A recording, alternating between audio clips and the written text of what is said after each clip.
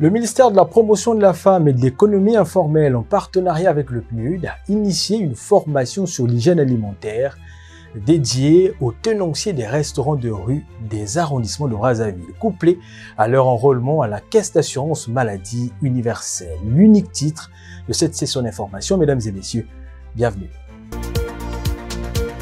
Je l'ai dit en titre, le ministère de la Promotion de la Femme et de l'Économie informelle, en partenariat avec le PNUD, a initié une formation sur l'hygiène alimentaire dédiée aux tenanciers des restaurants de rue de tous les arrondissements de Brazzaville, couplée à leur enrôlement à la Caisse d'assurance maladie universelle. On écoute Adama Diane Barry, représentant du PNUD au Congo, qui n'a caché son appréciation. À travers cette formation, nous voulons vous encourager à aller vers une professionnalisation, tout en vous formalisant, que vous puissiez aller vers une restauration à grande échelle, que vous puissiez vous faire enrôler et protéger ainsi vos familles et vous-même contre les aléas de la maladie. Prenant la parole à son tour, Inès Nefer-Ingani, ministre de l'économie informelle, a relevé l'importance pour ces tenanciers de souscrire à l'assurance maladie universelle. On l'écoute. Nous avons aujourd'hui la variole du singe, la typhoïde, des formes de diarrhée, et nous avons aujourd'hui quelques virus qui passent par les repas et tout ce que nous mangeons.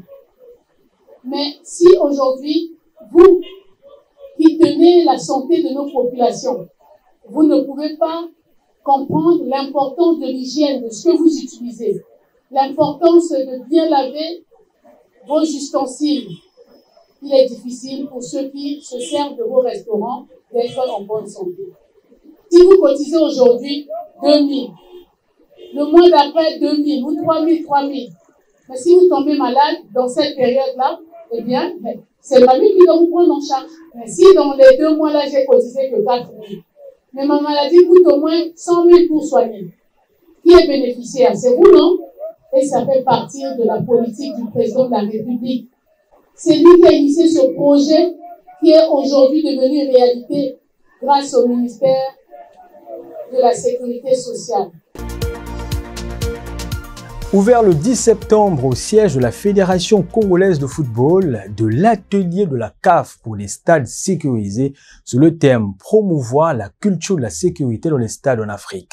Objectif, faire face aux actes de violence de plus en plus récurrents dans les stades. C'est parti donc pour 3 jours de cours à la fois théoriques et pratiques axés sur comment faciliter l'accès au stade à travers l'utilisation des barrières et rendre beaucoup plus fluide la mobilité de la foule dans les stades. Connue comme les piles dorsales du système de transport du pays, l'autoroute MR3 est une route que beaucoup d'habitants de l'Eswatini empruntent quotidiennement. Cette artère vitale, censée relier les communautés, s'est finalement transformée en un véritable champ de bataille. Les accidents mortels s'y multiplient, laissant derrière eux un lourd tribut humain. C'est un reportage signé Dilidiko pour VOA Afrique. Ndumiso Bembe, autrefois un jeune homme plein de vie, rêvant d'obtenir une formation universitaire, a vu sa vie changer après avoir survécu à un accident de voiture sur l'autoroute MR3 qui a tué 5 personnes. Comme l'épave de ce minivan, la vie de cet homme de 29 ans a été bouleversée. Il a subi de graves blessures à la colonne vertébrale qui l'ont confiné à un fauteuil roulant. Aujourd'hui, 12 ans après ce tragique accident, il lutte encore pour accepter sa nouvelle réalité. This life is so challenging. It's so challenging because it's so expensive. You need money. You can't survive without money. Cette vie est tellement difficile parce qu'elle est tellement chère. Vous avez besoin d'argent, vous ne pouvez pas survivre sans argent. Savoir que vous pouviez tout faire et maintenant vous devez vous adapter, essayer de comprendre que vous ne pouvez plus faire certaines choses que vous saviez faire. C'est encore plus déprimant. La dépression est un autre dommage psychologique qui peut conduire à des pensées suicidaires. Because depression is another psychological damage that can lead to suicidal thoughts. En Eswatini, les routes ne sont pas seulement un moyen de transport. Elles sont devenues un champ de bataille où des vies sont perdues chaque jour. L'une de ces routes est la MR3, tristement célèbre pour son taux élevé d'accidents.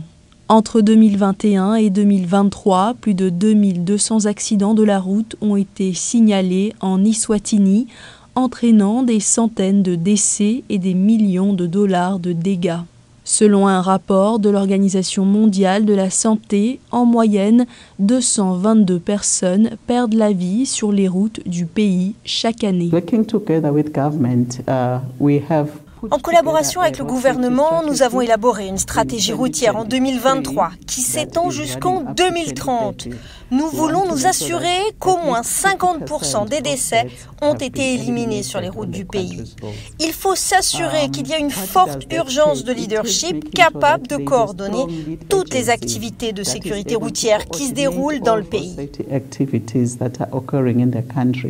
Selon le fonds d'accidents de véhicules à moteur, l'autoroute MR3, y compris la section Malaguane, connaît un taux alarmant d'accidents de la route en raison d'une combinaison d'erreurs humaines, de déficience des véhicules et de conditions routières dangereuses.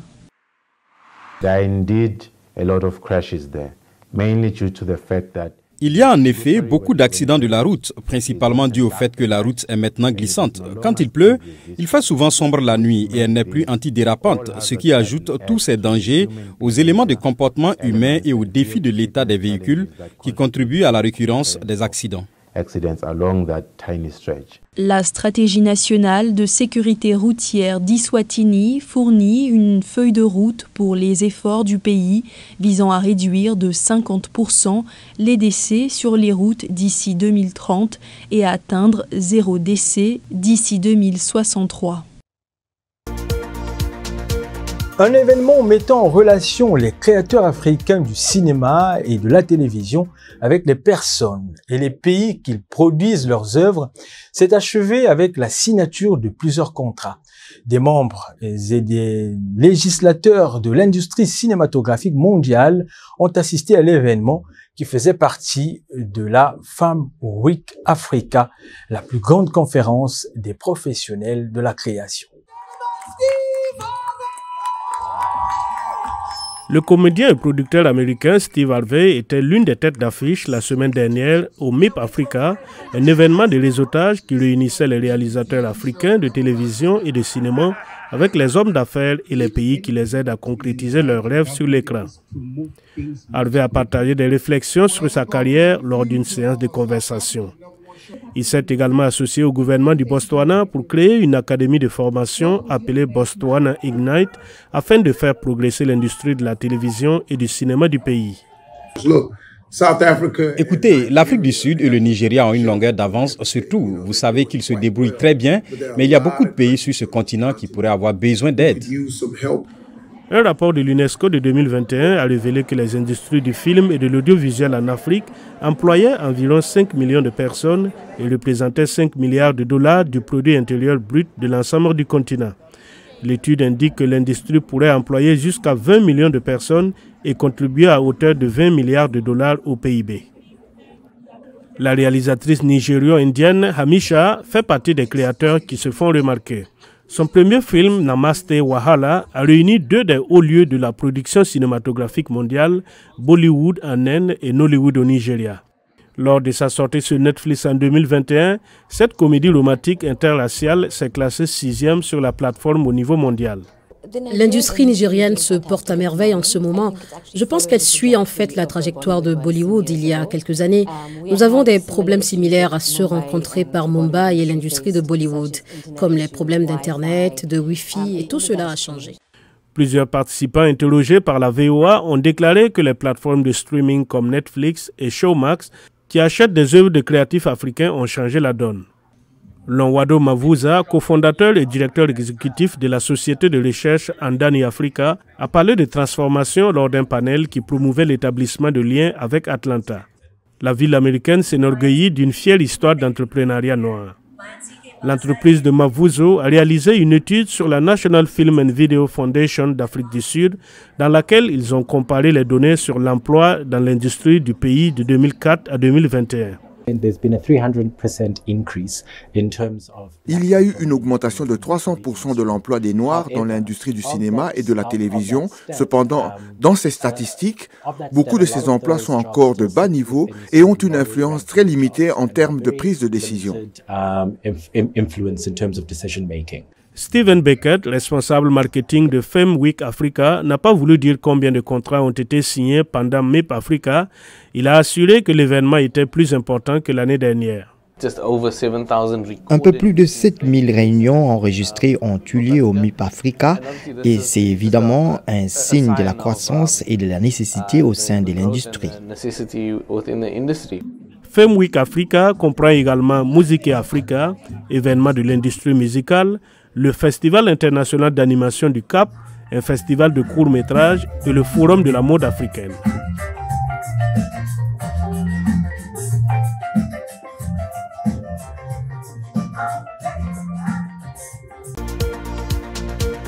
Dans le cadre du sommet 2024 du FOCAC, Forum sur la coopération sino-africaine, le président Xi Jinping a rencontré son homologue gabonais Brice Clotaire Oligui Nguema.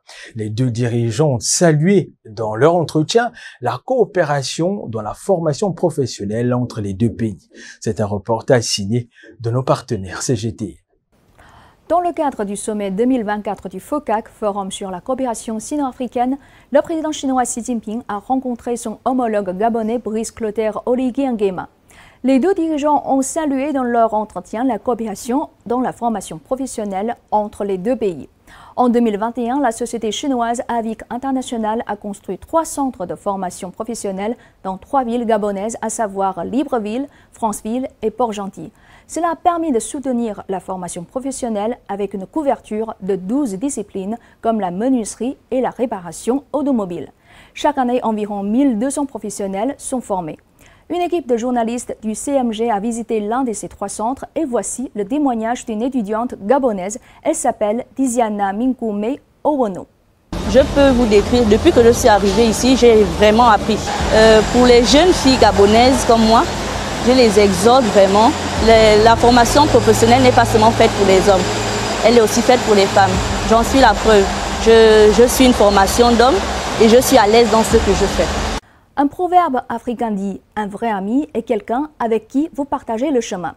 La Chine et le Gabon cheminent sur la voie de la modernisation. Les deux pays s'épaulent sur ce chemin et si la Chine a quelques expériences à partager avec le Gabon, c'est notamment dans la formation des professionnels.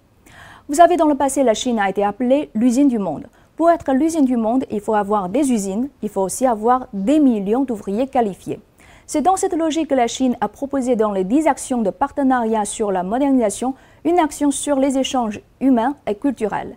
Et ce, à travers le programme intitulé « Avenir de l'Afrique, plan de coopération Chine-Afrique sur la formation professionnelle ». Dans les 3 ans à venir, la Chine créera 10 nouveaux ateliers Luban sur le continent africain. Elle proposera aussi 60 000 places pour la formation professionnelle en faveur notamment des femmes et des jeunes Africains. Et comme vous le savez, la Chine et le Gabon célèbrent cette année le 50e anniversaire de l'établissement de leurs relations diplomatiques. Avec le consensus obtenu lors du dernier sommet du FOCAC à Beijing, les deux pays peuvent envisager des coopérations beaucoup plus approfondies dans divers domaines. Voilà, c'est déjà la fin de Minute d'Actu. On se dit à demain, prenez soin de vous. Au revoir.